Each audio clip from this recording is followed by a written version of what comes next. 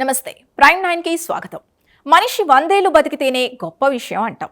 120 ఏళ్లు దాటితే ప్రపంచ రికార్డుల్లోకి ఎక్కిస్తారు. కానీ భవిష్యత్తులో మనిషి ఏకంగా 200 ఏళ్లు బతికే అవకాశం ఉందంటే నమ్మగలరా? ఇది ఏదో సైన్స్ ఫిక్షన్ సినిమాలోని కథ కాదు. వృద్ధాప్యాన్ని నియంత్రించే కొన్ని కీలక జీవ ప్రక్రియలపై శాస్త్రవేత్తలు చేస్తున్న పరిశోధనల్లో ఆసక్తికరమైన సిద్ధాంతాలు తెరపైకి వస్తున్నాయి.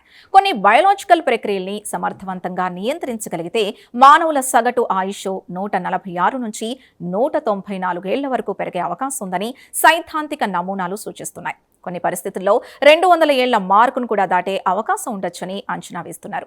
అసలు మనిషిని వృద్ధాప్యం వైపు నడిపిస్తున్న ప్రక్రియలేంటి? వాటిని అడ్డుకుంటే నిజంగానే 200 ఏళ్లు బతకచ్చా? అంతకాలం జీవించడానికి మన శరీరంలో ఉన్న అతిపెద్ద అడ్డంకేంటి? ఇప్పుడు చూద్దాం. మన శరీరం ప్రతిరోజు ఎన్నో రకాల ఒత్తిళ్లను ఎదుర్కొంటుంది. అనారోగ్యం, శారీరక ఒత్తిడి, కణాలకు జరిగే నష్టం, ఇలా ఎన్నో సమస్యలు వచ్చినా వాటి నుంచి కోలుకునేందుకు శరీరంలో సహజమైన వ్యవస్థ ఉంటుంది. దీన్నే శాస్త్రవేత్తలు ఫిజియోలాజికల్ రెసిలియన్స్ అంటున్నారు. సింపుల్ గా చెప్పాలంటే మన శరీరం దెబ్బతిన్న తర్వాత తిరిగి సాధారణ స్థితికి ఎంత వేగంగా, ఎంత సమర్థంగా వస్తుంది అనేది ఈ రెసిలియన్స్. ఇక యవ్వనంలో ఈ సామర్థ్యం ఎక్కువగా ఉంటుంది. కానీ వయసు పెరిగే కొద్దీ శరీరం తిరిగి కోలుకునే వేగం తగ్గుతూ వస్తుంది.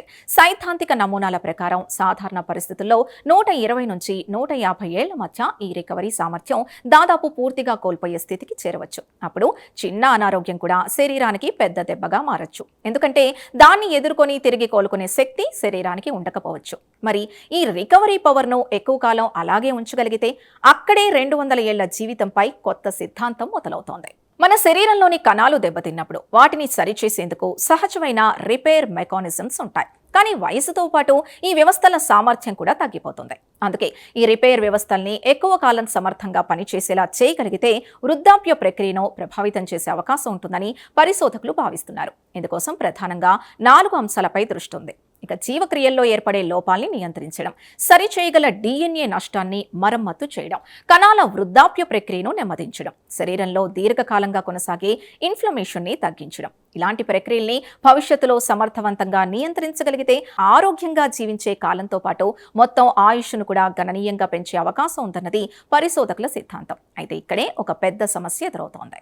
శరీరంలోని వృద్ధాప్య ప్రక్రియల్ని నియంత్రించినంత మాత్రాన సమస్య పూర్తిగా పరిష్కారమైపోదు. ఎందుకంటే మనిషి వయసు పెరిగే కొద్దీ కణాల్లో జన్యుపరమైన మార్పులు అంటే మ్యుటేషన్లు పేరుకుపోతూ ఉంటాయి.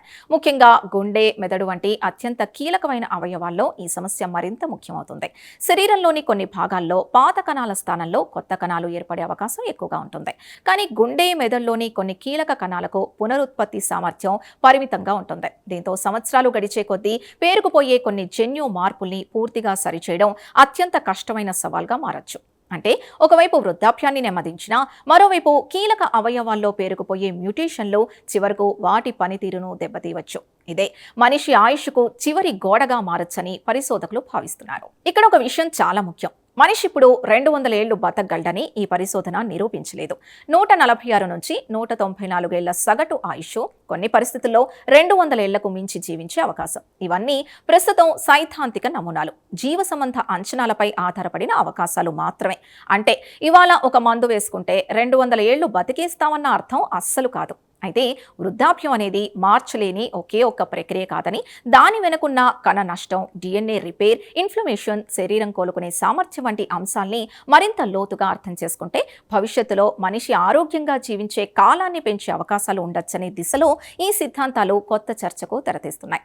ఒకప్పుడు 100 ఏళ్ల జీవితం అంటేనే అసాధారణం. ఇప్పుడు శాస్త్రవేత్తల చర్చ 150 ఏళ్లు, 200 ఏళ్ల వైపు వెళ్తోంది. కానీ 200 ఏళ్ల మనిషి నిజంగా సాధ్యమా, లేక అది సైద్ధాంతిక లెక్కగానే మిగిలిపోతుందా అన్న ప్రశ్నకు సమాధానం చెప్పాలంటే ఇంకా చాలా పరిశోధన జరగాల్సిందే. మరి మీరేమంటారు? ఆరోగ్యంగా ఉండగలిగితే 200 ఏళ్లు జీవించాలని అనుకుంటున్నారా? మీ అభిప్రాయాల్ని కమెంట్స్ రూపంలో తెలియజేయండి.